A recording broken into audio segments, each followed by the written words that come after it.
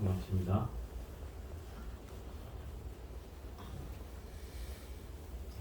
날씨가 좀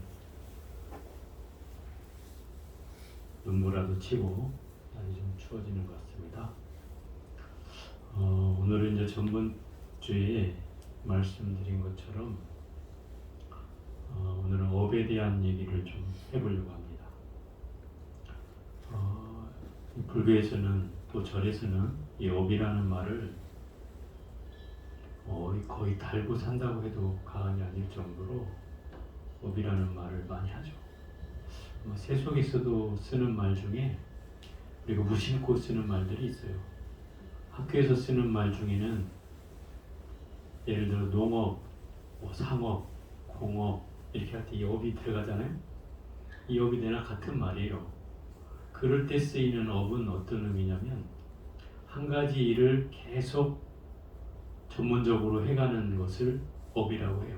그래서 우리가 업을 삼아서 뭘 한다 이렇게 얘기를 하는 것이 내가 전문적인 일을 꾸준히 계속하는 것을 업이라고 한다 이 말이에요. 사실 이게 불교에서 기인한 말이긴 하지만 더 정확히 말하면 불교에서는 이 업을 가리켜서 범어로는 부처님 당시에 쓰던 말로는 까르마라고 해서 우리 영어로 번역할 땐 액션이라고 해요. 행위다 이렇게 표현을 해요. 행위. 그러면 몸을 움직이는 행위만이 업인가? 이렇게 생각해 보면 사실 그 번역은 정확한 번역은 아니에요. 왜냐하면 정확히 이 업이라고 하는 말을 이제 경전에서는 몸으로 짓는 업이 있고 입으로 짓는 업이 있고 생각으로 짓는 업이 있다. 이걸 신구이 삼업이라고 해요. 그러면 업이라는 말은 결국 행위만 있는 게 아니죠. 뭔가 생각으로 짓는 것도 업이고 입으로 짓는 것도 업이고 몸으로 짓는 것도 업이다. 그럼 이 업을 요즘 말로 한다 그러면 어떻게 표현할 수 있을까? 저도 고민을 많이 해봤어요. 왜냐면 예전에 제가 외국인들을 만났을 때 업을 좀 더 쉽게 설명해 달라 이렇게 얘기할 때 저도 처음엔 좀 난감했던 질문이기도 했었는데 이 업이라는 거를 우리가 지금 좀 전에 얘기했듯이 뭔가 전문적인 일을 꾸준히 해가는 걸 업이라고 한다고 그랬잖아요. 세속적으로는. 이 업의 특성 가운데는 일방적인 게 있어요. 일방적이라는 건 한쪽 방향으로 계속 흘러간다는 뜻이에요. 업이라는 게 그래요. 그리고 뭔가 흐름이 있다 이 말이에요. 정확한 흐름이 있어요. 물론 딱 손에 잡히고 뭔가 눈에 보이고 하는 건 아니지만 뚜렷한 흐름과 경향을 가지고 있다. 이 업의 특성이에요. 그러니까 한쪽 방향으로 흘러간다는 얘기는 이런 거죠. 시간적으로 얘기하면 과거로부터 시작해서 그죠? 현재에 이르고 현재로부터 또 내생에까지 또는 미래에까지 계속 뭔가 한쪽 방향으로 이어지고 있다는 거죠. 이런 특징을 갖죠.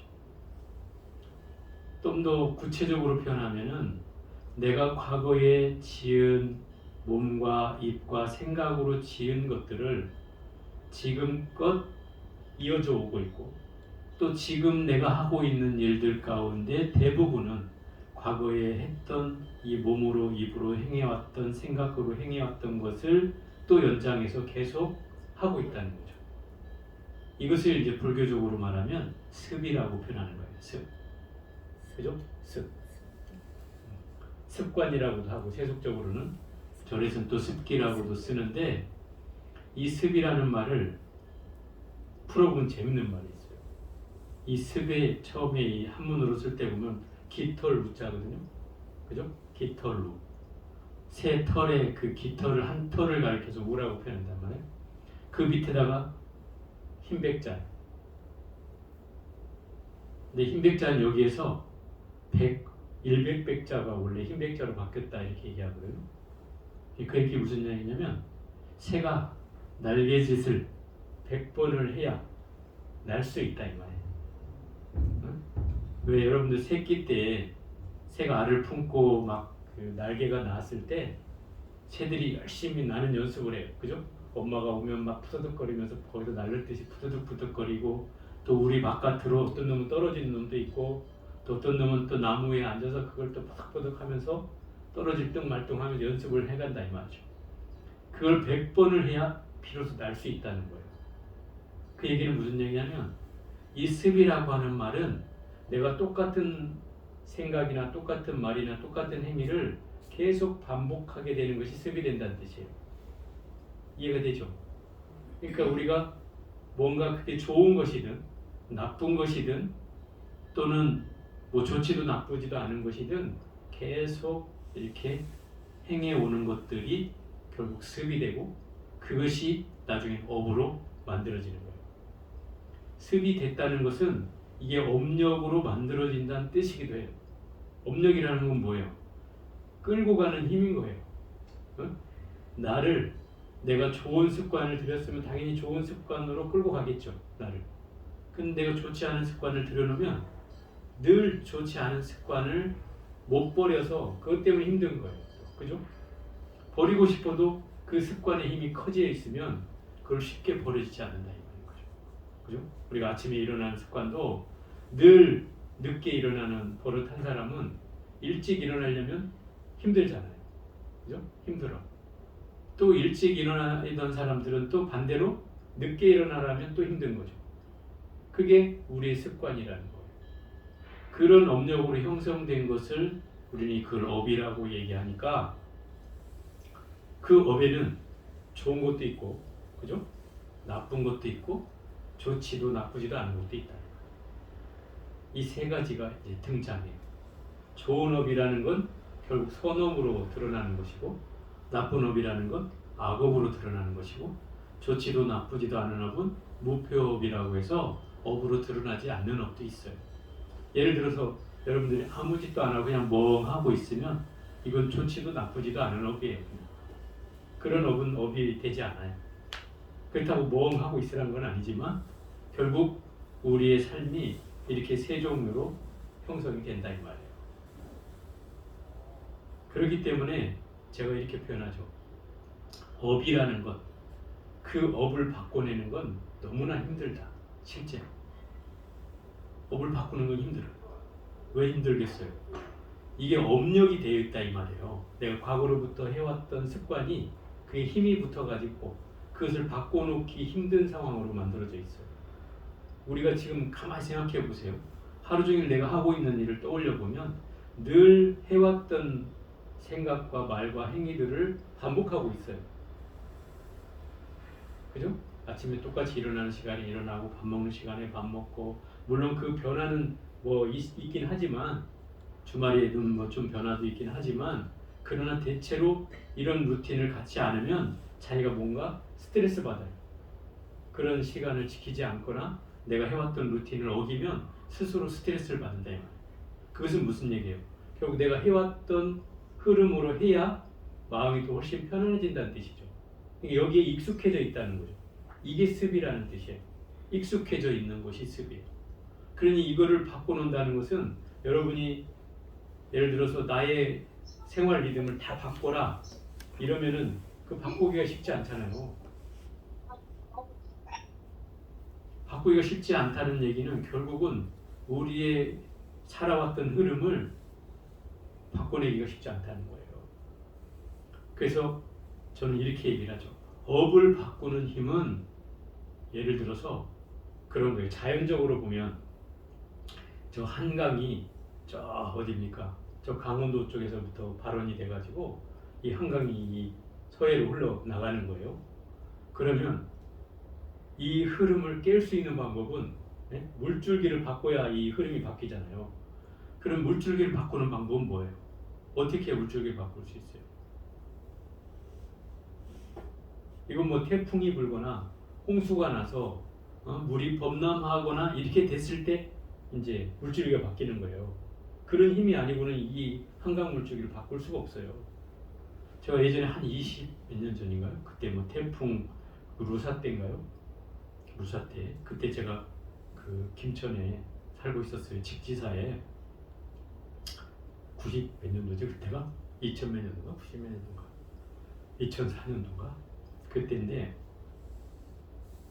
그 김천 사람들은 그렇게 생각하고 있었어요. 김천은 뭐 자기들 말로 명당이어서 천재지변도 다 비껴간다. 네? 이렇게 생각하고 살았어요. 근데 사실 이 김천이라는 곳이 이 남한 지역의 정중앙이에요. 정가운데. 서울에서 부산까지 가는 210 몇 킬로 지점에 주풍령 고개가 있거든요. 거기서부터 김천이니까 어찌 보면 부산까지 치면 정중앙쯤에 있어요. 그건 맞아요. 근데 그 루사 태풍 때 그 남해안에서부터 올라온 태풍이 정중앙을 통과한 거예요. 그래가지고 김천이 직격탄을 맞았어요. 처음으로. 그때 제가 그 절에 있었는데 절에 뭐 막 계곡이 범람하는 걸 봤단 말이에요. 처음으로. 그리고 그 이튿날인가 뭐 한 며칠 지나서 제가 아는 스님 절에를 찾아가는데 길이 다 깨졌어요. 그리고 다리가 다 끊겼어요. 그래서 그 아는 스님 차를 빌려가지고 그 물어보니까 옛날 길로 갈 수 있대. 옛날 길. 그래서 산 옆에 있는 막 옛날 막 흙탕길을 뚫어서 그 절 앞에까지는 갔는데 그 절 앞에 다리가 끊겨 있는 거예요. 그래서 거기를 건너갈 수가 없었어요. 거기서 불렀어요. 이렇게 스님을 막 불러가지고 무사하냐고 그러니까 괜찮다고 그러셔가지고 그 다음에 뭐 전해주기만 하고 이렇게 왔는데 그때 다리가 보니까 내가 오면서 보니까 다 끊어졌어요. 다리가 하나도 송한 다리가 없어요. 다리가 끊어졌는데 그때서야 제가 본 게 있어요. 뭐냐면 물길을 본 거예요. 물길. 옛날에 물길이 이랬을 거라는 생각이 드는 거죠. 지금 하천이 정비돼서 그죠? 위에 뚝도 쌓고 시멘트로 포장을 해가지고 물이 잘 흘러갈 수 있게끔 하고 어디 빠지지 않게끔 해놔서 딱 그 길로만 가야 되잖아요. 근데 딱 홍수가 나고 나니까 제 방파제 해놨던 게 다 깨지고 범람을 해가지고 옛날 물길로 이렇게 굽이 해가지고 흘러가는 물길이 있는 거예요. 아, 이게 옛날 물길이었겠구나 라는 생각을 하게 된 거예요. 그걸 보면서 제가 지금 이 얘기를 하는 이유가 바로 그 얘기인 거예요. 이 물줄기는 지금 수백 년, 수천 년을 흘러온 물줄기예요. 이게 그죠? 이 한강의 물줄기가 크게 바뀌지 않았어요. 물론 예전에는 뭐 아주 1000년 전, 2000년 전, 또는 조선시대 몇백 년 전에는 아마 이게 홍수가 나면서 물길이 계속 바뀌었을지도 몰라요. 그거는 변화는 조금씩 있겠죠. 그렇지만 큰 줄기는 크게 바뀌지 않고 흘러왔다 이 말이에요. 이게 우리의 업이라고 한다면 이 업을 바꿀 수 있는 힘은 이 태풍이나 홍수가 왔을 때 힘이 필요하다는 거예요. 그죠? 그러니 우리가 내 개인의 업을 바꾸려면 어떤 노력이 필요할까요? 이 태풍을 치듯 홍수가 나는 그런 힘이 필요한 거예요. 그러니 이 업을 바꾸는 일이 이게 쉽겠냐 이 말이에요. 쉽진 않겠죠. 쉽진 않아요. 그래서 기왕 업을 지을 거면 어떻게 해야 되겠어요? 나쁜 업은 짓지 말고 좋은 업을 지어야 된다 이 말인 거죠. 첫 번째는 그거예요. 그죠? 좋은 업을 지어야 돼요. 왜냐하면 좋은 업을 짓지 않으면 어떤 일이 벌어지는가? 일단 내 삶이 지금 괴로워. 네? 나쁜 업이 많은 사람들은 지금 내 삶이 평탄치 않다 이 말이에요. 제가 이 얘기를 몇 년째 하고 있는데 꽤 오래전 얘기예요. 이거는 제가 여기서 한 10여 년 있었으니까 꽤 오래전 초창기 때인데 한 6, 7년, 7, 8년 이렇게 된 것 같아요. 그때 한 처사가 한 보살님 소개로 저를 찾아왔어요. 그래서 공부를 하고 싶다 그래요. 그래서 제가 이것저것 이제 얘기를 하다가 그 사람이 나한테 참여하는 마음은 사실 얘기한 것이지만 저한테 뭐라고 했냐면 자기 시골에 그 사람이 어디 충청도 어딘가 살았던 분인데 시골에 자기 집에 오리하고 닭을 수백 마리 키웠대. 그럼 그거 키워서 팔았냐 이러니까 아니래요. 다 잡아먹었대요. 그래서 그 말을 제가 듣는 순간 그분한테 그랬어요. 거사님은 만약에 이 공부를 하시고자 한다면 이 업을 먼저 정리해야 그나마 공부를 할 수 있을 것 같다. 아마 거사님은 앞으로도 그렇지만 전에도 그렇고 삶이 절대로 풀리지 않는다. 풀리지 않을 것이다. 왜냐하면 예를 들어서 여러분이 뭐 어디 삼계탕 끓여 먹기 위해서 어디 뭐 닭집에 가서 죽은 닭을 뭐 사다가 보통 끓여 먹잖아요. 물론 예전에 우리 어린 시절에는 그 뭐 생닭을 잡아가지고 저도 먹는 걸 봤어요. 그렇지만 요즘은 그렇지는 않잖아요. 근데 더 중요한 건 뭐냐면 그 여러분이 어디 가서 죽은 닭을 사다가 먹는 건 이건 살생의 업이 되지 않아요. 네? 나를 위해서 뭐 먹는 것도 아니고 가족을 위해서 이게 하는 것이니까 이게 살생의 업이 되지 않아요. 그런데 내가 중요한 건 내가 살생을 해서 잡아먹는 것도 업이 되지만 결국 이 키워서 잡아먹는 거는 업이 더 커져요. 그래서 얘기하는 거예요. 업이 커진다는 건 뭐예요? 의도적 살인행위를 하는 거잖아요. 부지불식간에 모르고 어떻게 살생을 했다면 우리 법적으로는 뭐라 그래요? 정상참작을 해준다 그러잖아요. 그죠? 의도적인 살인행위가 아니고 우발적이니까 정상참작을 해준다 이렇게 얘기하잖아요. 근데 내가 정작 저놈들을 잡아먹기 위해서 열심히 키웠다 이 말이에요. 그것도 오리 등 포함해가지고 100마리가 넘는데요. 그러니 그런 업을 가지고 공부가 되겠냐 이 말이에요. 거사님은 아마 제가 그랬어요. 자식도 못 얻을 것이고 결혼을 해도 아마 폐가 망신할 것이고 뭐가 하는 일이 되는 일이 없을 것이다. 제가 이 얘기를 하니까 그 사람이 뭐라고 하냐면 아니나 다를까 자기가 옆에 그 농사 짓는 옆에 옆집에 농사 짓는 사람이 있어서 그 사람을 따라서 자기도 똑같이 농사를 지었다는 거예요. 저 사람이 피를 뽑으면 나도 피를 뽑고 저 사람이 뭐 논에 물을 주면 물을 주고 또 농약을 치면 농약을 치고 거름을 주면 거름을 주고 다 똑같이 따라서 한철을 농사 지어가지고 가을에 수확을 하려고 보니까 저쪽 논은 알이 실한데 자기 논만 쭉정이라는 거예요. 똑같이 했는데 그래서 제가 그 얘기를 했어요. 고사님은 그게 별 과보다고 그게 과보라고 이 결실이 맺어질 수가 없는 거라고. 살생을 많이 하면 결국 자식이 안 생긴다는 게 뭐냐면 바로 그런 결실이 맺어지지 않기 때문에 그런 거다. 근데 당신이 장가는 안 갔으니까 결국 이런 게 결과로 나타나는 것이다. 저 이렇게 얘기를 한 거예요. 그러니 이런 업을 가진 사람이 공부를 하려고 하면 쉽겠냐 이 말이죠. 그래서 제가 그 사경을 하라고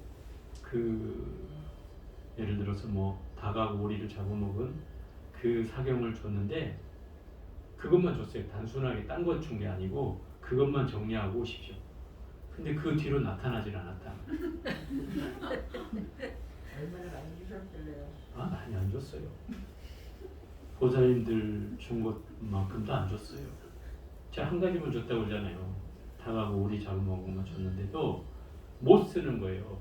그게 많이 줘서가 아니라 업이 무거워서 못 쓰는 거예요. 그 이후에 한번 찾아왔을 때도 물으니까 뭐 몇 편 정도 썼대. 한 1년인가 2년에 나타났는데 결국 안 되는 거죠. 그 업이 무겁다는 뜻이에요. 결국 그 사람은 그것을 해결하지 않으면 자기의 공덕은 이미 나타날 방법이 없어요. 오히려 끝없이 그 업에 의해서 늘 장애만 생길 뿐이에요. 그리고 그런 경우라면 이 업은 굉장히 지금 현재로서 인과를 이미 드러내고 있는 거죠. 이미 내 생에 갈 곳도 없어요. 그죠? 이미 내가 지금 이 현생에 그 과보를 받고 있는 거예요. 한번 생각해 보세요. 제가 이 21세기가 되고 나서 제가 사람들한테 그런 얘기도 했어요. 이 업이라고 하는 건 사회가 빨라지는 만큼 속도가 빨라지는 만큼 그잖아요. 예전에는 저 부산에서 서울로 올라오려면 한양에 올라오려면 한 달 이상을 걸어와야 됐어요. 그러던 시절에 지금 2시간, 3시간이면 KTX 타고 온단 말이에요. 그죠? 그러니까 이게 당연히 옛날에 진행돼야 될 그 업의 속도가 지금은 이미 한 달 시간이 두세 시간으로 줄었단 말이에요. 그러니 이 사람을 만나고 헤어지고 하는 이 경우도 수도 없이 빨라지고 있는 거고, 또 우리의 인과도 다음 생에 가서 뭐 업을 받는다? 이런 내용도 다시 이게 빨라지고 있는 거예요. 이미 이 생에 받고 있는 거예요. 점점점 그렇다 이 말이에요. 우리 삶의 행태가 그래요. 그걸 잘 지켜보면. 그러니 제가 이런 얘기도 하는 거죠. 업이라고 하는 것을 우리는 내 생에 잘 살기 위해서 이 업을 닦아야 되는 이유가 아니다. 결국 이 생에 잘 살기 위해서 이 업을 닦아야만 한다. 저는 이렇게 얘기하고 있는 거예요. 왜? 이미 내가 이 생에 달라질 준비를 하지 않으면 다음 생에 언제 다가올지 아냐 이 말이죠. 여러분들이 다음 생에 사람으로 태어난다는 보장을 할 수 있냐 이 말이에요. 그죠? 왜냐하면 내가 사람으로 태어나지 않으면 이 업을 닦을 수 있는 길이 없기 때문에 그러는 거예요. 그렇잖아요. 천상에 태어나면 사람들은 천상에 태어났으니 좋을 거라고 하지만 천상에는 노력할 이유가 없어요. 왜요? 내가 생각하는 대로 다 되니까. 생각하는 대로 다 되는데 무슨 내가 노력을 해야 되겠어요. 그래서 어떤 사람들은 나 그럼 천상에 태어날래 이렇게 얘기할 수도 있는데, 천상에 태어난다고 해도 천상에도 급이 있어요. 다 천상에 태어나도 뭐 좋은 데만 태어나는 게 아니고, 이제 우리가 그 아미타경에서 나오는 걸로 치면 이 구품 중생이라고 그러잖아요. 상품 상생, 상품 중생, 상품 하생, 그죠? 중품 상생, 중품 중생, 중품 하생, 하품 상생, 하품 중생, 하품 하생, 이렇게 해서 상중하에 9개의 세계가 있단 말이에요. 그럼 예를 들어서 이런 거예요. 하품 중생은 어떤 중생이냐면, 내가 불연이 없어. 나 부처님을 믿고 싶은 마음이 없어. 그런데 내 식구, 내 부모, 내 형제가 절에 지극히 다니면서 나를 열심히 빌어줘가지고 그나마 내가 그 복으로 천상에 태어나긴 했어. 그런데 내 복이 아니기 때문에 좋은 천상은 아니에요. 그래서 이 하품 하생은 뭐 하는 줄 아세요? 연못에 그 연꽃, 연꽃 이파리가 돼가지고 연꽃에 연꽃 이파리 하고 있는 거야. 근데 괴롭겠어요? 괴롭진 않아. 생각이 없으니까 괴로울 일이 없죠.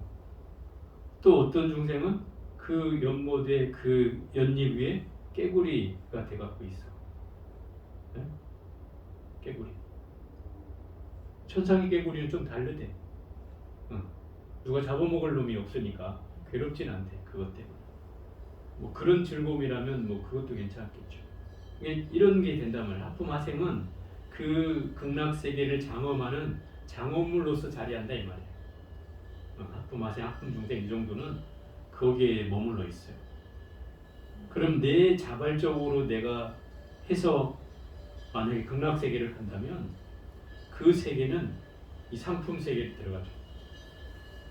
내가 내 공덕으로, 내 힘으로, 또 내가 깨달아서 뭐 또는 공부를 열심히 하고 공덕을 잘 닦아서 내 힘으로 간다면 이건 상품으로 갈 수 있어요. 중품까지는 다른 사람의 힘으로 갈 수 있어요. 근데 상품은 내 힘으로 가야만 돼요.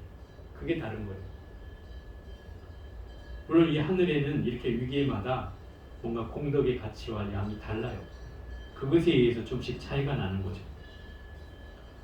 지금 제가 이 업에 대한 얘기를 하고 있는데, 이 업이라는 것이 그렇다 이 말이에요. 예를 들어 몸으로 짓는 업으로 얘기하자면 주로 살생하고 투도, 도둑질하고, 그 다음에 사음, 삿대음에 내 그 남편이나 내 아내 외에 다른 사람하고 뭐, 관계를 짓는 게 사음을 하는 거예요. 이런 게 몸으로 짓는 업 3가지고요. 또 입으로 짓는 업 4가지가 있어요. 이걸 구업이라고 하는데, 첫째는 망업, 거짓말하는 거. 두 번째는 기업, 이게 꾸며서 말하는 거예요. 비단기자에 꾸며서 말하는 거. 또 세 번째는 양설. 양설은 혀가 2개라는 뜻이에요. 그럼 무슨 말이에요? 이간질한다 이 말이죠. 이쪽에는 이 말하고 저쪽에는 저 말하고. 네 번째는 악구. 악구는 이제 험한 말하는 거예요.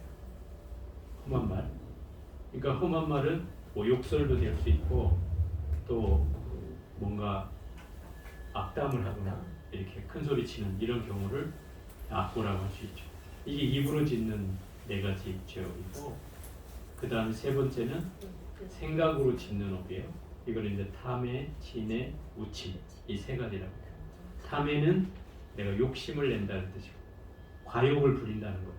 내가 굳이 더 갖지 않아도 되는데 자꾸 더 갖고 싶은 마음이 들고, 뭔가 더 사고 싶고, 더 먹고 싶고, 더 자고 싶고 하는 이런 마음을 갖는 게 이게 탐해. 탐해는 정확하게 말하면, 탐이라는 말은 뭐예요? 뭔가를 안 가져도 되는 걸 더 갖고 싶은 마음이 탐이고, 애라고 하는 건 부족한 걸 채우려는 마음이에요. 예를 들어서 그런 말 들어봤어요? 애정결핍. 네? 내가 부모로부터 사랑을 충분히 못 받아서 남한테 사랑을 줄 마음이 없어. 늘 그게 굶주려 있어. 그리워하는 마음이 있어요. 이게 애에 해당되는 거예요. 이건 부족함을 채우려는 마음이죠. 예를 들어서 뭔가 목말라 하는 마음 있잖아요. 내가 뭔가 부족한 걸 자꾸 그리워하고 채우려는 거. 뭐 모성애가 그리워서 채우려고 한다든지, 아니면 이런 사랑이 부족해 채우려고 하는 마음이 이게 애에 해당돼요. 이게 탐이라는 마음은 넘치는 거를 더 갖고 싶어하는 마음이고, 애라는 말은 자꾸 부족한 걸 더 채우려는 마음이다. 또 진해는 이제 성내는 거죠. 근데 이 성내는 것만이 있는 게 아니고, 이 진해가 사실 종류가 제일 많은데, 우리가 답답해 하잖아요. 아이고 답답해 이러면 이것도 진해예요. 또 성내고, 그 다음에 짜증내고, 또 시비하는 마음. 야 이거 틀렸어, 이게 맞아, 아니라니까, 이게 맞다니까 하고 서로 시비하는 거. 이게 진해요. 이런 경우죠. 분노하고 짜증내고 답답해하고 시비하고 이런 것들이 진해요. 마음으로 내가 또 표현하지 않았더라도 마음이 뭔가 진해가 차올라서 마음이 딱 걸려있는 거. 그러면 이것도 진해죠.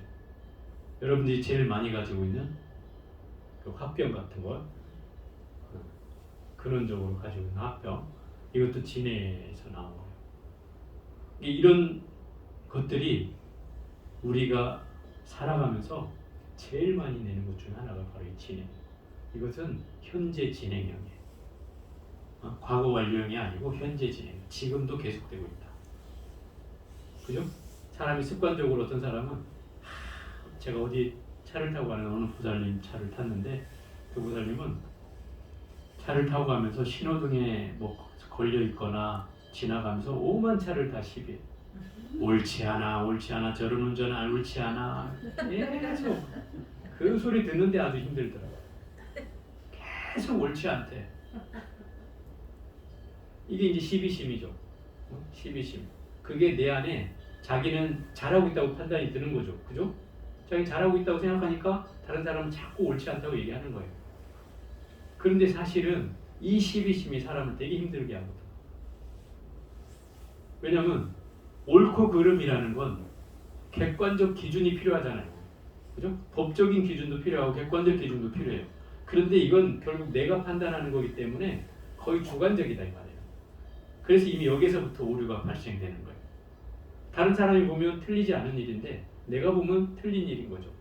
이런 기준이라면 이것은 시비심이 맞죠. 예를 타당한 근거가 있고 이렇게 해서 이미 내가 판단하지 않아도 이미 경찰이, 그죠? 뭐 잘못됐으면 당연히 잡을 거 아니에요. 또는 뭐 카메라가 또 찍어서 뭐 날라오겠죠. 그럼 될 것을 굳이 그걸 시비하는 마음을 일으킨다 이 말이죠. 이런 마음이 바로 진해고, 또 마지막으로 우치라고 하는 건 이제 어리석음이라는 뜻이에요. 우치는 우리의 업이 형성되는 가장 근본은 바로 이 우치에서 다 비롯돼요. 어리석음에서, 어리석기 때문에 이 화도 내는 거고 욕심도 내는 거고, 그죠? 거짓말도 하는 거고, 또 사음도 하는 거고, 도둑질도 하고 살생도 하는 거예요. 어리석어서 그래요. 근본적으로. 그래서 이 우치에는, 이 치는, 우치를 구분하면 이런 뜻이에요. 치라고 하는 말은 내가 세속에 이름으로 새 속에서 살고 있는 때에 지은 어리석음을 치라고 한다면 이 우라고 하는 말은 세간을 벗어났을 때 저처럼 수행자나 이런 출가자가 되었을 때 지었던 어리석음을 우라고 해요. 좀 달라 이 개념이. 그래서 여러분들이 그 천수경 읽을 때 보면 어느 책에는 치암, 중재, 금일, 참회 이렇게 나오는데 원래 이게 우치여야 맞아요. 치암이라는 것은 결국 그 어리석음으로 어두워진 그 업을 참여한다 이런 뜻인데 이 말은 내가 그 중생으로 또는 속인으로 있을 때 지었던 어리석음만 참여하는 것이 된다 이 말이에요. 그럼 뭐까지 참여해야 된다는 뜻이에요? 내가 수행자로 살았을 때 어리석음까지 참여해야 된다는 뜻이에요. 물론 이건 저뿐만 아니라 여러분도 포함되는 얘기다 이 말이에요. 여러분들도 과거생에 수행자였을 때가 있었어. 믿거나 말거나 있었어요. 그래서 그거 같이 참여해야 된다 이 말이에요. 왜냐하면 수행자여 있을 때 어리석음이라는 게 뭐겠어요? 공부 안 하고 게으름 피우는 거죠. 그죠? 게으름 피운다는 건 결국 내가 이 생에 공부하려고 하면 어떻다는 뜻이에요? 장애가 된다는 뜻이죠. 공부만 하려고 하면 장애가 되는 거예요. 어떤 사람은 평소에는 안 졸다가도 공부만 하려면 졸리대. 그죠? 공부만 하면 졸리대. 제가 그래서 그 잠 안 오면 공부하라고. 그럼 잘 졸릴 거 아니냐. 지금 오불성설이긴 한데 어찌 됐든 이 업이라는 것이 이렇게 10가지 업을 10악업이라고도 하고 또 이걸 좋은 업으로 짓는 걸 10선업이라고 해요. 그러니까 살생하지 않고 도둑질하지 않고 거짓말하지 않고 사음하지 않고 또 탐내지 않고 성내지 않고 어리석지 않으면 이걸 10선업이라고 해요. 그러니까 악업이나 선업이냐는 내가 이 업으로 휘둘리느냐 그 업으로부터 벗어나느냐의 차이인 거죠. 그럼 결국 이 업이라는 건 기왕 내가 이걸 쉽게 바꿔낼 수 없다면 처음으로 우리가 해야 될 일은 선업을 증장하는 일이에요. 그래서 우리가 칠불통계에도 맨날 나오지만 뭐예요? 나쁜 업을 짓지 말고 그죠? 좋은 업을 지어라 이렇게 얘기하잖아요. 그 얘기는 이게 모든 종교와 윤리 도덕의 가장 기본이 되는 말이에요. 지악 수선하는 것, 악을 그치고 선을 행하는 것은 모든 윤리의 기본이죠. 근데 불교의 가장 큰 특징은 여기에만 그치지 않아요. 자정기의잖아요. 그 마음까지 청정히 하는 것. 그것이 모든 부처님의 가르침입니다. 이렇게 얘기하다. 그러니까 결국 불교의 특징이 내 마음을 닦지 않으면 이 업을 다스릴 수가 없다는 뜻이 되는 거예요. 근본적으로. 왜냐하면 이런 거예요. 법적으로는 내가 잘못된 행위를 하지 않았다는 것만으로도 죄가 되지 않고 그 사람 법적으로는 선량한 사람이라고 할 수 있어요. 근데 수행적으로 얘기하자면 내가 마음으로 범죄를 저지르지 않았다 하더라도 마음에 범죄를 일으킬 마음을 일으켰다면 그죠? 마음을 일으켰다면 그것도 또한 죄라고 여기는 거예요. 불교에서는 그렇게 말하는 거예요. 왜? 마음으로 짓는 것도 죄업이 되니까. 그것도 업이라고 하니까. 그죠? 의업이잖아요. 생각으로 짓는 업이 있으니까 마음으로 일으킨 것도 또한 업이 된다 이 말이에요. 그래서 그 마음까지 청정히 하는 것이 바로 이 수행의 근본이다 이 말이에요. 결국 우리가 수행을 한다는 것은 이 마음을 청정히 하고자 하는 거예요. 하기 위해서 이 마음을 닦는 거예요. 왜? 마음을 청정히 하지 않으면 우리는 지혜도 생겨나지 않지만 부처님의 삶을 내가 따라갈 수도 없어요. 근본적인 데서부터 시작되는 게 바로 이 마음을 청정히 하는 거예요. 그러니 우리가 업을 얘기한다는 것은 결국 뭐예요? 이 업을 닦아서 마음을 순화시키고 청정히 하는데 이 목적이 있다는 거예요. 핵심은 그거예요. 왜냐하면 제가 처음에 얘기했듯이 이 업이라는 건 꾸준한 흐름을 가지고 있어서 거기에서 잘 벗어나려고 하지 않아요. 그죠? 그래서 나쁜 일을 하는 사람은 나쁜 일을 벗어나기가 어렵고, 그죠? 예를 들어서 감옥에 드나드는 사람은 그렇게 얘기해요. 감옥이 더 편하다. 그러니까 밖에 나오면 불안하니까 사고를 치고 감옥에 또 들어가는 거예요. 그게 이제 습입돼 있다 이 말이에요. 익숙해져 있어요. 그래서 감옥이 오히려 편하다고 얘기하는 거예요. 여러분들한테 감옥에 가서 편하게 살아 이렇게 하면 아, 저 편하게 들어갈게요 이렇게 할 사람 있어요? 없잖아요. 왜? 안 들어가 봤으니까. 그것은 내 집이 편하지 내가 어떻게 감옥이 편해 이렇게 얘기할 수 있잖아요. 그것은 결국 내가 살아오는 삶의 양태가 이렇게 극단적으로 달라질 수 있다는 뜻이에요.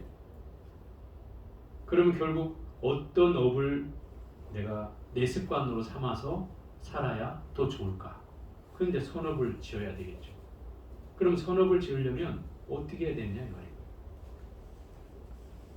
그래서 제가 이제 이걸 얘기하는 거예요. 저희 선원에서는 가장 큰 특징 중에 하나가 이 수계살림을 한다는 거예요. 매철마다 끝날 때 우리 회양식이 수계식이에요. 왜 수계식을 하느냐면 바로 우리는 이 마음으로부터 나도 모르게 짓고 마음으로부터 또 나도 모르게 내 업들이 계속 형성돼 가요. 그래서 모르고 짓는 업들이 많아진다 이 말이에요. 근데 이것들을 내가 방치하면 이게 이제 어리석음으로 가게 되는 상황이 되는 거예요. 그래서 그 수계식을 통해서 내 업을 부지런히 참여하고 또 다시는 이런 업에 빠지지 않겠다고 부처님께 약속하고 그리고 이런 삶을 살지 않겠노라고 다짐하는 거예요. 계속. 그러다 보면 처음에는 쉽지 않았던 것이 한 번 하고 두 번 하고 세 번 하고 하다 보면 어느 순간에는 내가 그거로부터 멀어져 있어요. 그 업으로부터 멀어져 있다. 그러면 이미 나는 그 업과 훨씬 떨어져서 좋은 업으로 나아가고 있다는 뜻이 되는 거예요. 그죠? 그런 상황을 만들어가는 거예요. 그것이 이 업을 순화시키는 이유가 있는 거죠. 그래서 부처님이 이렇게 물어요. 그 부처님을 찾아온 제자가 부처님, 저는 전생이 궁금합니다. 전생을 좀 알려주십시오. 이렇게 부처님을 찾아왔어요. 부처님이 뭐라고 하냐면 전생이 궁금하냐? 네, 궁금합니다. 네 현재를 보라. 그래. 아니, 제가 전생이 궁금한데 또 현재를 보라 하십니까? 그러면 미래는 어떻습니까? 저의 미래를 좀 알려주십시오. 미래가 궁금하냐? 네, 그렇습니다. 네 현재를 보라. 과거가 궁금해도 현재를 보라 하고 미래가 궁금해도 부처님은 현재를 보래요. 이 말이 결국 불교가 이 과거를 얘기하는 이유이고 내생을 얘기하는 이유다. 저는 이렇게 얘기해요. 그게 무슨 얘기냐면 불교는 삼생을 얘기해요. 그죠? 전생을 얘기하고 여러분도 어떤 사람 저한테 와서 전생을 궁금해한다고 전생에 제가 뭘 했냐고 물어본 사람이 있는데 이 얘기를 제가 해주죠. 이 얘기를. 부처님이 전생을 얘기하는 이유는 이 현생을 제대로 잘 살기 위해서 얘기하는 거예요. 또 내생을 얘기하는 이유도 이 현생을 잘 살아야 내생에 좋은 결과가 나오기 때문에 하는 얘기예요. 그럼 결국 전생이든 내생이든 이 현재에 내가 어떻게 사느냐가 가장 중요한 문제다 이 말이에요.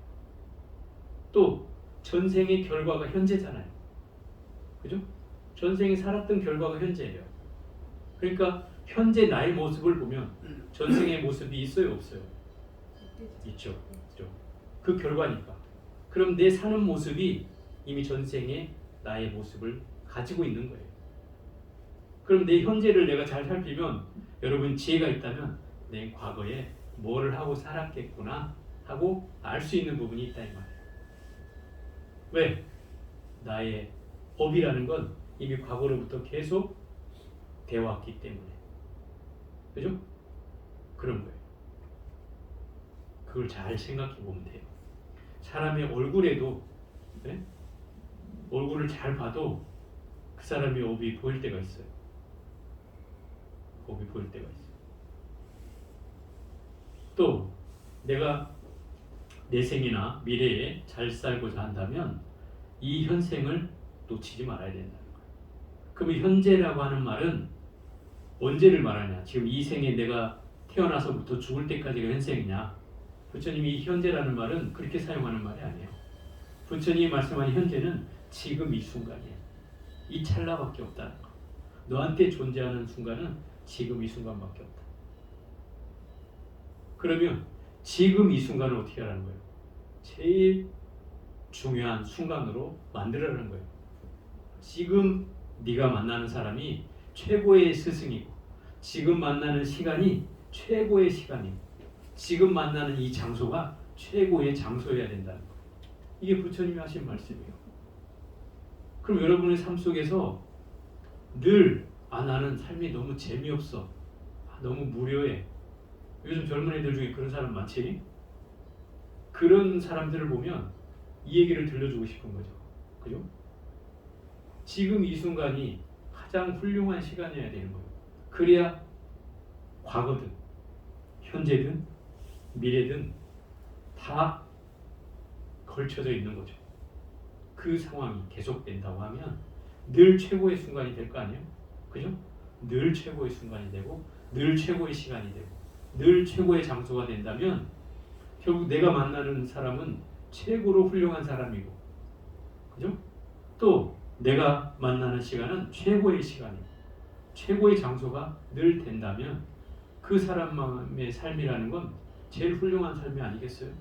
그죠? 그게 가장 중요한 일이다. 이것이 부처님께서 과거, 현재, 미래를 얘기한 가장 큰 이유예요. 그럼 이 업이라는 것도 왜 부처님이 이 3세를 통해서 이 업을 짓는 것을 얘기했느냐면 현재 잘 살기 위해서 그런 거예요. 어떻게 하면 잘 살 수 있습니다. 그건 내 업을 알아야 된다는 것이고, 그 업을 아는 걸 통해서 지금 현재의 업으로 현재의 업을 순화시켜야 된다는 거예요. 그걸 통해서 다음 생에 또는 미래에 내가 훨씬 더 나은 삶을 꿈꿔야 된다는 거죠. 이게 전제되지 않으면 당연히 미래가 불안할 수밖에 없겠죠. 그죠? 그렇기 때문에 그렇게 돼서는 결국 우리 삶이 온전할 수가 없다, 이런 거죠. 그래서 이 업이라고 하는 말에는 이런 여러 가지가 숨겨져 있어요. 그래서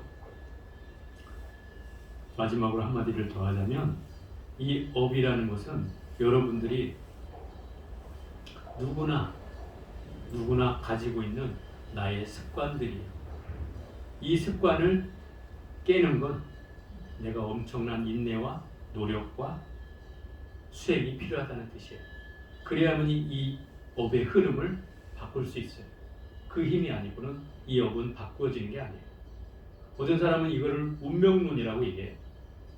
불교는 운명론 아닙니까? 과거에 지은 대로 받는다 하고 지금 결정되어 있는 거 아닙니까? 이렇게 얘기하지만 그렇지 않아요. 불교는 항상 얘기하지만 이 마음 수행을 따지는 이유가 뭐냐면 모든 것은 마음에 의해서 다 달라질 수 있다, 이렇게 얘기하는 거예요. 그죠? 일체가 유심조라고 하잖아요.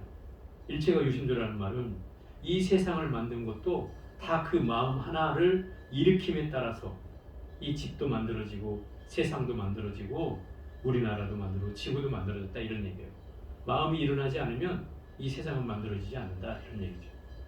그러니 이 마음의 일으킴에 따라서 결국 이 업도 일어나고 모든 게 일어나기 때문에 이 마음을 어떻게 먹느냐에 따라서 우리는 얼마든지 좋은 업으로도 빠질 수 있고 나쁜 업으로도 빠질 수 있고 또 그 수행으로 전환할 수도 있는 힘이 바로 그 마음에 있는 거예요. 그래서 불교는 운명론이 아니라 바로 이 마음에 의해서 모든 것이 변할 수 있다라고 하는 걸 얘기하는 거예요. 인연법이라고 얘기하는 거예요, 이걸. 그죠? 그런 상황으로 만들어가는 게 이 마음 수행이기 때문에 그냥 나 팔자야, 이게 업이야, 나 팔자대로 살래, 이런 태도는 이 불교적인 건 아니다, 이 말이죠. 또 이 운명론적인 얘기는 결국 뭐 사주나 관상을 보는 사람들한테는 얘기가 될지 모르지만 여러분들도 스님들한테 찾아와서 어떤 사람 또 사주와 관상을 묻는 사람이 있어요. 그런데 그런 상황은 결국 운명을 맡기는 거죠. 네? 운명으로 내 삶을 맡기는 거예요. 그건 옳은 태도가 아니에요. 불교는 운명론을 절대 부처님이 얘기한 적도 없고 인연법이라고 얘기한다는 말이에요. 인연법은 내가 지어진 원인과 결과에 의해서, 원인과 조건에 의해서 얼마든지 달라질 수 있다는 뜻이에요. 지금도 내가 마음을 어떤 방향으로 몰고 가느냐에 따라서 달라진다 이 말이에요. 그렇잖아요? 여러분 똑같이 마음을 내서 이 공부를 시작했어도 벌써 또 그만두겠다는 사람이 생겼잖아요. 그러면 그런 마음이 물러서는 마음이잖아요. 이미 똑같이 마음을 내놓고 다시 물러서면 그 마음에 따라서 그 사람의 행태는 또 달라지겠죠. 그죠? 먹었던 마음을 내려놨으니까 이런 거다 이 말이에요. 결국 흐름이 바뀌는 거에 의해서 나의 삶은 조금씩 달라질 수밖에 없는 것이다. 그러니 뭐 그것도 어떤 사람은 그러잖아요. 그것도 운명이야. 정해져 있었어. 이렇게 얘기하는 사람도 있지만 정작 그 마음을 내는 건 결국 한 생각이다 이 말이에요. 그 생각에 의해서 벌어진 일이기 때문에 여러분이 그렇잖아요. 어느 선택의 기로에 섰을 때 내가 이걸 선택할 거냐 저걸 선택할 것이냐에 따라서 나의 삶의 형태가 바뀌듯이 그런 상황으로 우리의 삶은 달라질 수 있다 이 말이에요. 그래서 이 마음이라는 게 그만큼 더 중요한 것이다. 그래서 불교에서는 일체가 유심조다 이런 얘기를 하는 겁니다. 자, 오늘은 여기까지 보겠습니다.